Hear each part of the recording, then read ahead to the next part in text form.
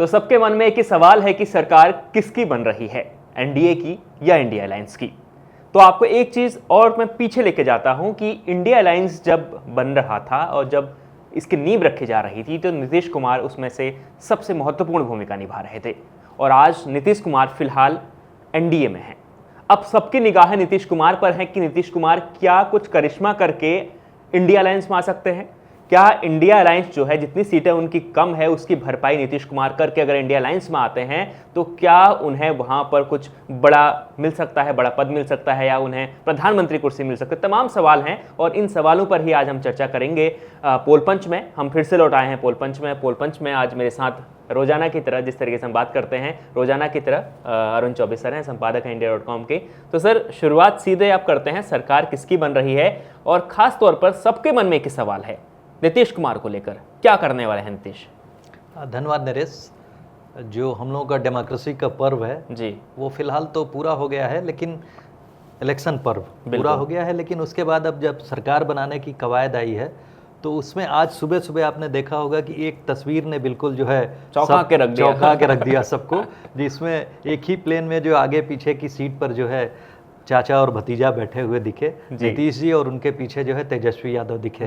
तो उस पिक्चर को ऑल ऑफ ए सडन देखा जब लोगों ने, तो उन सबके बीच में हलचल मच गई कि क्या हो रहा है। कुछ अजीब लगा लोगों को कि क्या फिर से जो नीतीश कुमार जी वापस जा रहे हैं, महागठबंधन की तरफ हो रहे हैं या इंडिया ब्लॉक के हिस्सा हो रहे हैं। ये एक कारण था जिसकी वजह से सुबह जो है राजनीतिक गलियारों में आप कह सकते हैं कि गहमा गहमी या लेकिन सर जो अभी तक सिनेरियो बना हुआ है, जिस तरह की गणित है, नीतीश कुमार अगर आ भी जाते हैं इंडिया अलायंस में तो जो एनडीए की सीटें हैं वो 280 रहेंगी, तो इसमें से आराम से उनको कोई दिक्कत नहीं है। लेकिन नीतीश अगर जितनी सीटें इंडिया अलायंस को सरकार बनाने के लिए चाहिए, अगर उसकी व्यवस्था कर दें अपने दम पे, तो उनको क्या कुछ बड़ा मिल सकता है। देखिए, नीतीश कुमार एक मर्क्यूरियल पर्सनालिटी हैं और जिस तरह के मजे हुए पॉलिटिशियन हैं जी, लोग कयास जरूर लगा रहे हैं कि फिलहाल वो उधर जा सकते हैं, लेकिन उधर जाने की भी स्थिति में आप देखेंगे कि 235 अगर इंडिया ब्लॉक के साथ सीट में है तो उनके पास 12 सीट है जी। 12 जो कि पिछली बार उनकी जो है जेडीयू 16 सीट जीती थी, तो 4 सीट का अभी भी उनको नुकसान हुआ बिहार की राजनीति में। फिर भी वो इतने मजबूत हो गए हैं क्योंकि जो एनडीए ब्लॉक है, एनडीए ब्लॉक में बीजेपी जो है कम सीट पाई है जी। तो इस वजह से जो है उनका और टीडीपी जो तमिल तेलुगु देशम पार्टी है जिसके की 16 सीटें हैं, यानी 26 और ये एक तरह से 28 सीट दोनों को मिला लेते हैं, 16 हाँ। तो 28 सीट होती जो कि बहुत क्रूशल हो गई है। इस वजह से कयास लगाए जा रहे हैं, क्योंकि कल रिपोर्ट्स आ रही थी कि शरद पवार साहब ने भी कोशिश की उनसे बात करने की, और उसके बाद जो है टीडीपी के चीफ जो चंद्रबाबू नायडू हैं उनसे भी तमिलनाडु के चीफ मिनिस्टर स्टालिन ने बात की जी। कुछ इस तरह की रिपोर्ट्स आ रही थी। उसी के बाद से ये हलचलें शुरू हो गई, लोगों ने कयास लगाने शुरू किए कि क्या फिर से वो उधर जा सकते हैं। लेकिन उनके जाने पर भी, या दोनों 28 लोग जा भी जाते हैं तो उसके बाद भी संख्या 263 की बनती है, 263 की बनती है। उसके बाद अदर्स में कौन कौन लोग जाएंगे, या जो एनडीए के और लोग टूट जाएंगे, ऐसी संभावनाएं अभी तो कम दिख रही है। लेकिन अगर वो हम लोग थोड़ी देर के लिए सिनेरियो मान भी लेते हैं तो उस सिनेरियो में भी या तो फिर सभी अदर्स में हो वो उनके साथ आ जाते हैं, क्योंकि इन दोनों के टूटने के बाद में 263 के बाद में 272 जो है हाफवे मार्क है, तो वो भी पूरा नहीं हो, तो उसके बाद एटलीस्ट आपको 10 सीट और लेकिन सर नीतीश कुमार को अगर उसको इंडिया अलायंस में अगर नीतीश कुमार आते हैं, अगर वो व्यवस्था करते हैं, तो उनको बहुत जद्दोजहद करनी पड़ेगी, मुझे ऐसा लगता है, क्योंकि सिर्फ टीडीपी और जेडीयू से तो बात बनने वाली है नहीं। हाँ, यही मैं एग्जैक्टली कहना चाह रहा हूँ कि उसके बाद भी 10 सीटों की जरूरत पड़ेगी। और रही बात मैं यूँ कहूँ कि नीतीश कुमार को आगे करने की, तो इंडिया ब्लॉक मुझे नहीं लगता कि नीतीश कुमार को है बिल्कुल प्राइम पोजीशन दे देगा सिर्फ, या 12 उसकी वजह से जो है एमपीज की वजह से उनको पूरा का पूरा एक इतना प्राइम पोर्टफोलियो, या लोग जिस तरह की चर्चा हो रही कि उनको प्राइम मिनिस्टीरियल कैंडिडेट घोषित किया जाए तो उसके बाद सब जो है अपोजिशन अलायंस एक हो जाएगा। ऐसे में सर अगर मान लीजिए नीतीश कुमार को अगर प्राइम मिनिस्टर बनाते हैं तो टीएमसी और सपा को प्रॉब्लम हो सकती है, क्योंकि उनकी ज़्यादा सीटें हैं। क्योंकि मैं आपको वाकया याद दिलाता हूँ, जब पटना में पहली बैठक हुई थी, जहाँ से जो इंडिया ब्लॉक की एक तरह से देखा जाए उन्हीं, जब वो चीफ मिनिस्टर थे महागठबंधन के, पटना में जब मीटिंग हुई और इंडिया ब्लॉक बना, तो उस समय उन्हीं की अगुवाई में ये बना, और वो चाह रहे थे कि उनको संयोजक बनाया जाए। संयोजक बनने का मतलब ये था कि उनको जो है फ्रंट से लीड करने दिया जाए। अगर वो फ्रंट से लीड करते तो वो नेचुरल तरीके से जो है प्राइम मिनिस्टीरियल कैंडिडेट हो जाते, लेकिन कांग्रेस पार्टी ने ऐसा होने नहीं दिया था। आपको याद होगा, चेहरा बनाना चाहते थे। हाँ, तो आपको याद होगा कि उसकी कांग्रेस ने डेलिबरेटली डिले किया, क्योंकि ये पिछले साल जो है उसके बाद जो है चुनाव जो 4 स्टेट में हुए थे, 5 स्टेट में, उसके पहले की घटना है, उसी के साथ हो रहा था। और आपने देखा होगा कि दिसंबर तक के परिणामों का इंतजार किया कांग्रेस पार्टी ने। स्पेशली कांग्रेस की वही देरी है जो आज शायद उसको पीड़ा दे रही होगी, क्योंकि कांग्रेस ने अगर वो देर नहीं किया होता तो शायद हो सकता है कि ये उसके, क्योंकि कांग्रेस को शायद गलतफहमी थी कि हम वहाँ पर तेलंगाना के अलावा जो है राजस्थान में, मध्य प्रदेश में और छत्तीसगढ़ में अपनी सरकार बनाएंगे, तो उनके पास विनिंग एज रहेगा। बिल्कुल सर। और तो दूसरी बात ये भी थी कि बिहार की जो 40 सीटें हैं, बिहार में अगर आरजेडी के साथ अगर जेडीयू मिलकर लड़ती, कांग्रेस आरजेडी जेडीयू, तो आसानी से वो लोग 40 में से नहीं भी होता तो कम से कम आधी सीटें जीत सकते थे। हाँ, इस समय जिस तरह से जो आरजेडी को नुकसान हुआ है, आरजेडी जो है 4 सीट ही जीत पाई। पिछली बार तो आरजेडी ने एक भी सीट खाता ही नहीं खुला था, कांग्रेस को सिर्फ 1 मिला था, और इस बार जो है कांग्रेस को जो है वहाँ पर 3 सीट मिली है और आरजेडी को 4 सीट मिली है। तो बिहार में मतलब 7 सीट इन लोगों ने जीता है। अगर 7 और 12 इनका ये जुड़ जाता तो 19 सीट 20 सीट के करीब, यानी 20 का मतलब अगर वो जो अलायंस ओबीसी और जो इनका जो नॉन यादव और यादव मुस्लिम और कांग्रेस का जो वो अलायंस मिलता, तो जाहिर सी बात ये लोग करीब करीब जो है 25 सीट पर जीतते, 25 सीट जीतते या उससे भी ज़्यादा जीत सकते थे।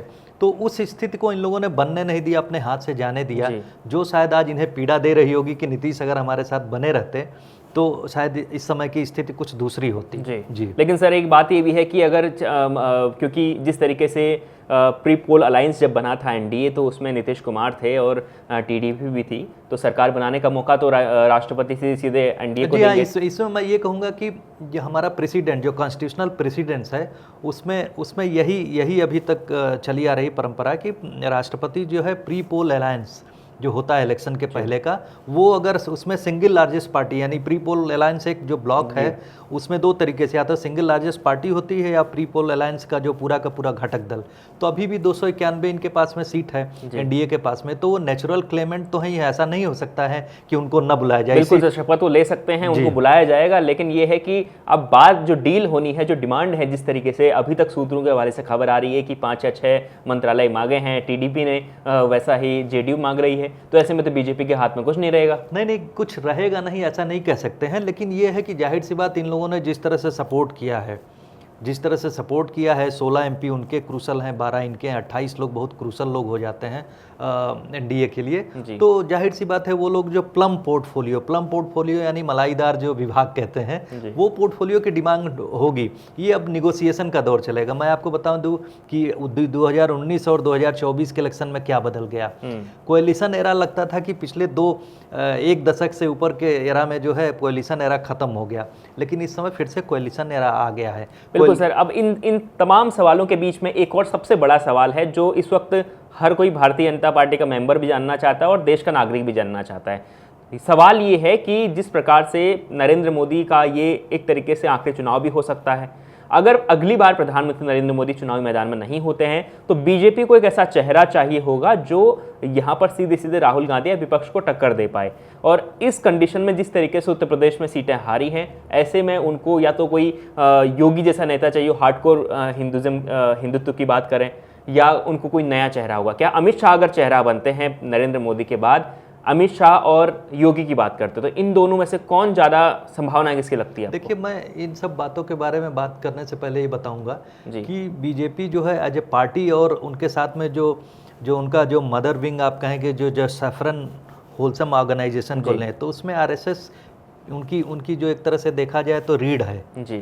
आरएसएस और उसके जितने अनुसांगिक संगठन हैं वो सब मिलके जो है, ऐसा नहीं है, उन्हीं से जो ट्रेंड होके अभी तक जो परंपरा रही थी, उन्हीं से वही काडर जो बीजेपी के यानी उनका पॉलिटिकल विंग में आता था।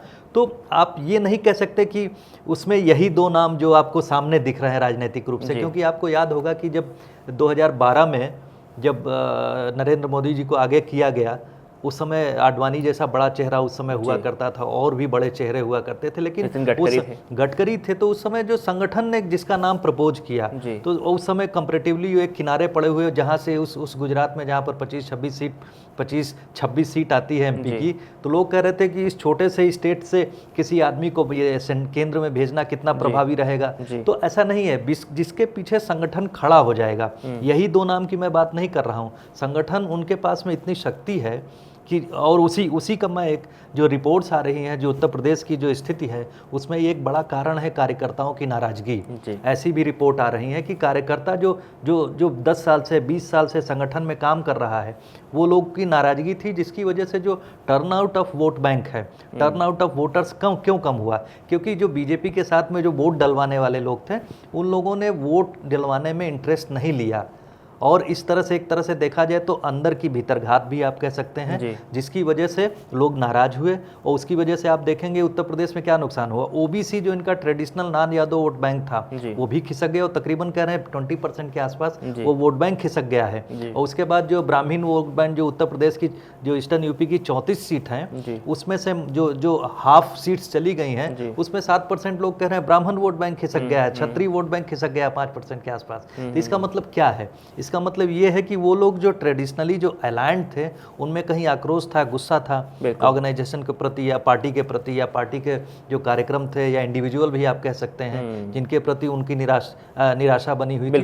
तो ये सब समग्र कारण लेके जो है उत्तर प्रदेश का जो परिणाम आया है, जिसने कि आगे चलते हुए रथ को, जो विजय रथ में आप देखिए ना, 37 सीट अगर समाजवादी पार्टी को मिली है और 6 सीट कांग्रेस पार्टी को मिली, तो 37 प्लस जो है 6 जो 43 हो गया ना।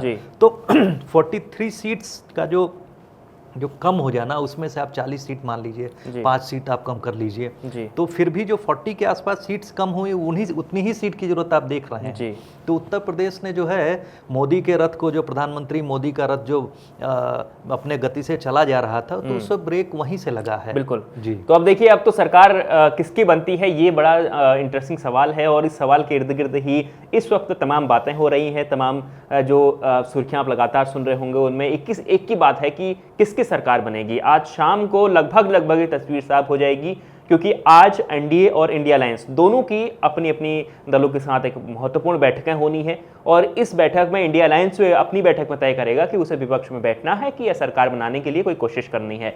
और साथ में एनडीए की बैठक में भी ये तय होगा कि उन्हें कब शपथ ग्रहण उनका समारोह होगा, और जैसा कैसे। कि आप बिल्कुल सुन रहे होंगे, रिपोर्ट्स आ रही हैं कि 8 या 9 को शपथ ले सकते हैं प्रधानमंत्री मोदी। तो फिलहाल सर, ये बैठक का हमें इंतजार करना चाहिए। इस डेट पर भी मुहर शायद आज की बैठक में लग सकती है। तो ये तमाम चीजें हैं, थोड़ा सा और आपको इंतजार करना होगा। हम आपको लगातार बताते रहेंगे कि क्या देश में राजनीति में क्या चल रहा है और क्या अंतिम परिणाम आता है। जनादेश लोगों ने, जनता ने दे दिया है, नतीजे आ गए हैं। अब देखते हैं कि सरकार किसकी बनती है। बहुत इंटरेस्टिंग सवाल है, अपनी राय जरूर दें, साथ में देखते रहें India.com। धन्यवाद।